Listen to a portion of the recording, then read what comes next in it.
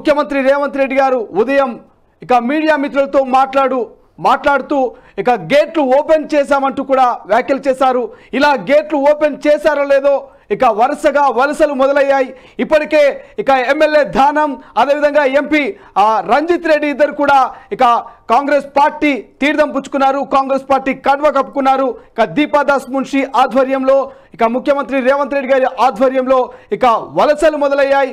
మొన్నటి వరకు మనం చూసాం కేవలం మాజీ మంత్రులు, మాజీ ఎమ్మెల్యేలు, మాజీ ఎంపీలు, మాజీ మేయర్లు, మాజీ కార్పొరేటర్లు కాంగ్రెస్ పార్టీ తీర్థం పుచ్చుకుంటే ఇక ఇవాళ ఉదయం నుంచి మనకు దానం కావచ్చు, అదేవిధంగా ఎంపీ రంజిత్ రెడ్డి అయితే కాంగ్రెస్ పార్టీ కండవ కప్పుకొని కాంగ్రెస్ పార్టీ అధికార పార్టీలోకి అయితే రావడం జరిగింది.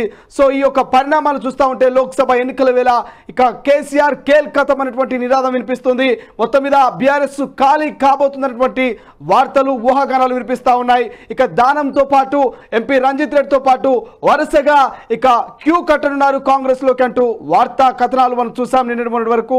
అది వాస్తవం కాబోతుందని ఇప్పటికే మనకు అర్థమవుతుంది. ఎందుకంటే ఇక మొన్నటి వరకు దానం కావచ్చు, అదేవిధంగా రంజిత్ రెడ్డి ఖచ్చితంగా కాంగ్రెస్ లోకి వస్తారు అనేటువంటి ఆ యొక్క మాటలు విన్నాం, ఆ సోషల్ మీడియాలో జరిగినటువంటి ప్రచారం చూసాం, రాజకీయ ఇక విశ్లేషకులు చెప్పినటువంటి ఆ విశ్లేషణ చూసాం. కానీ మొన్నటి వరకు రాకపోవచ్చు అనేటువంటి ఒక అనుమానం ఉండే. కానీ ఇక వాళ్ళు కాంగ్రెస్ పార్టీలోకి వచ్చి ఇతరులకు కొంత ఊట కల్పించారు. ఇతర నాయకులు ఖచ్చితంగా దానం అదేవిధంగా రంజిత్ రెడ్డి బాటలు ఉన్నట్టు తెలుస్తోంది. మరోవైపు గ్రేటర్ హైదరాబాద్లో గత అసెంబ్లీ ఎన్నికల్లో ఒక్కటంటే ఒక్క సీట్ కూడా కాంగ్రెస్ పార్టీ సొంతం చేసుకోలేదు. సో లోక్సభ ఎన్నికల వేళ సో ఎట్లాగైనా గ్రేటర్ హైదరాబాద్లో బలపడాలి, బలమైన నాయకుల్ని తన పార్టీలో చేర్చుకోవాలనే ఉద్దేశంతో కాంగ్రెస్ పార్టీ ఉన్నట్టు తెలుస్తోంది. సో ఈ నేపథ్యంలోనే దానం ఇక కాంగ్రెస్ పార్టీలో చేరిక, అదేవిధంగా రంజిత్ రెడ్డి చేరికను చూస్తూ ఉంటే మరొక 2-3 రోజుల్లో వరుసగా మరొక 2-3 ఎమ్మెల్యేలు కూడా జాయిన్ అయ్యే అవకాశం ఉంది. నిన్న మొన్నటి వరకు చూసాం మల్లారెడ్డి కూడా కొంత డికే శివకుమార్ని కలిశారు, ఇక వేం నరేందర్ని కలిశారు, ఇక రేవంత్ రెడ్డి గారిని కూడా కలిసే ప్రయత్నం చేసినటువంటి సందర్భం మనం చూసాం. సో మల్లారెడ్డి కూడా ఇక ఖచ్చితంగా కాంగ్రెస్ తీర్థం పుచ్చుకున్నట్టు తెలుస్తోంది.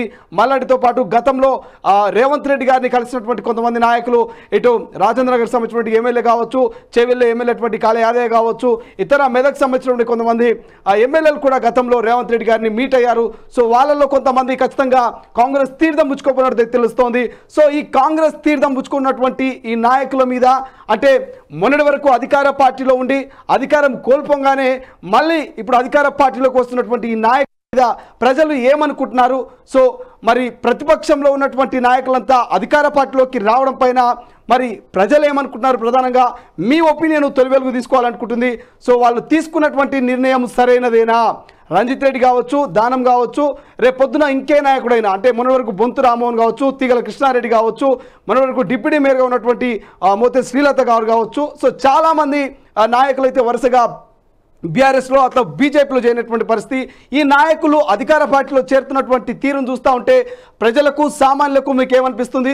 వాళ్ళు తీసుకున్నటువంటి నిర్ణయం కరెక్టేనా? ఎందుకంటే మొన్నటి వరకు బీఆర్ఎస్లో ఉన్నటువంటి ఈ నాయకుల్ని అవినీతి పరులు, ఇక అక్రమాలకు పాల్పడినటువంటి నాయకులుగా మనం ముద్ర వేసినటువంటి పరిస్థితి, వాళ్ళని ఆరోపించినటువంటి పరిస్థితి. అటువంటి అవినీతి అక్రమాలకు పాల్పడినటువంటి నాయకులంతా అధికార పార్టీలోకి వస్తున్నారంటే సో దీన్ని ప్రజలు అంగీకరిస్తున్నారా అనేటువంటి ఒక ఎగ్జైటింగ్గా చాలామంది ఎదురు చూస్తూ ఉన్నారు. సో ప్రజలుగా ఇక సామాన్యులుగా మీ ఒపీనియన్ తెలుసుకోవాలి.